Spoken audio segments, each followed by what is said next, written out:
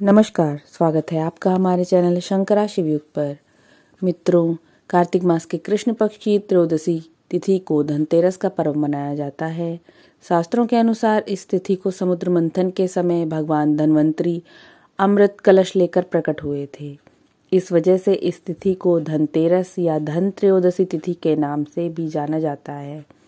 भगवान धन्वंतरी के अलावा इस दिन माता लक्ष्मी, धन के देवता कुबेर और मृत्यु के देवता यमराज की भी पूजा की जाती है। धनतेरस की पौराणिक कथा के अनुसार एक बार भगवान विष्णु मृत्युलोक में विचरण करने के लिए आ रहे थे। तब लक्ष्मी जी ने भी उनसे साथ चलने का आग्रह किया। तब विष्णु जी ने कहा कि यदि मैं जो बात कहूँ तुम अगर वैसा ही मानो तो फिर चलो। तब लक्ष्मी जी उनकी बात मान गई और भगवान विष्णु के साथ भूमंडल पर आ गईं। कुछ देर बाद एक जगह पर पहुंचकर भगवान विष्णु ने लक्ष्मी जी से कहा कि जब तक मैं ना आऊं तुम यहाँ ठहरो। मैं दक्षिण दिशा की ओर जा रहा हूँ, तुम उधर मत आना। विष्णु जी के जाने पर लक्ष्मी जी के मन में कौतूहल जागा कि आखिर दक्षिण दिशा में ऐसा क्या रहस्य है जो मुझे मना किया गया है, और भगवान स्वयं चले गए। लक्ष्मी जी से रहा ना गया और जैसे ही भगवान आगे बढ़े लक्ष्मी जी भी पीछे पीछे चल पड़ी।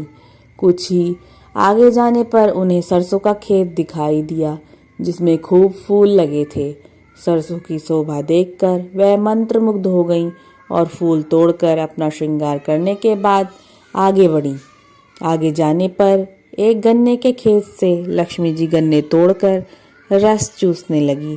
उसी क्षण विष्णु जी आए और यह देख लक्ष्मी जी पर नाराज होकर उन्हें शाप दे दिया कि मैंने तुम्हें इधर आने को मना किया था, पर तुम न मानी और किसान की चोरी का अपराध कर बैठी।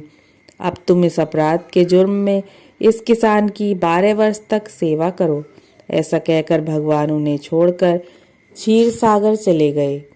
तब लक्ष्मी जी उस गरीब किसान के घर रहने लगी। एक दिन लक्ष्मी जी ने उस किसान की पत्नी से कहा कि तुम स्नान कर पहले मेरी बनाई गई इस देवी लक्ष्मी का पूजन करो, फिर रसोई बनाना, तब तुम जो मांगोगी मिलेगा। किसान की पत्नी ने ऐसा ही किया। पूजा के प्रभाव और लक्ष्मी की कृपा से किसान का घर दूसरे ही दिन से अन्न, धन, रत्न, स्वर्ण आदि से भर गया।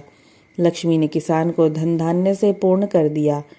किसान के 12 वर्ष बड़े आनंद से कट गए। फिर 12 वर्ष के बाद लक्ष्मी जी जाने के लिए तैयार हुईं। भगवान विष्णु लक्ष्मी जी को लेने आए तो किसान ने उन्हें भेजने से इनकार कर दिया। तब भगवान ने किसान से कहा कि इन्हें कौन जाने देता है, यह तो चंचला है, कहीं नहीं ठहरती, इनको बड़े बड़े नहीं रोक सके। इनको मेरा शाप था, इसलिए 12 वर्ष से तुम्हारी सेवा कर रही थी। तुम्हारी 12 वर्ष सेवा का समय पूरा हो चुका है। किसान हठपूर्वक बोला कि नहीं, अब मैं लक्ष्मी जी को जाने नहीं दूंगा। तब लक्ष्मी जी ने कहा कि हे किसान, तुम मुझे रोकना चाहते हो तो जो मैं कहूँ वैसा करो। कल तेरस है, तुम कल घर को लीप पोत कर स्वच्छ करना, रात्रि में घी का दीपक जलाकर रखना और सायंकाल मेरा पूजन करना, और एक तांबे के कलश में रुपए भरकर मेरे लिए रखना। मैं उस कलश में निवास करूंगी, किंतु पूजा के समय मैं तुम्हें दिखाई नहीं दूंगी।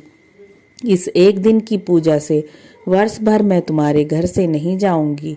यह कहकर वह दीपकों के प्रकाश के साथ 10 दिशाओं में फैल गई। अगले दिन किसान ने लक्ष्मी जी के कथनानुसार पूजन किया। उसका घर धन धान्य से पूर्ण हो गया। इसी वजह से हर वर्ष तेरस के दिन लक्ष्मी जी की पूजा होने लगी। जय लक्ष्मी माता।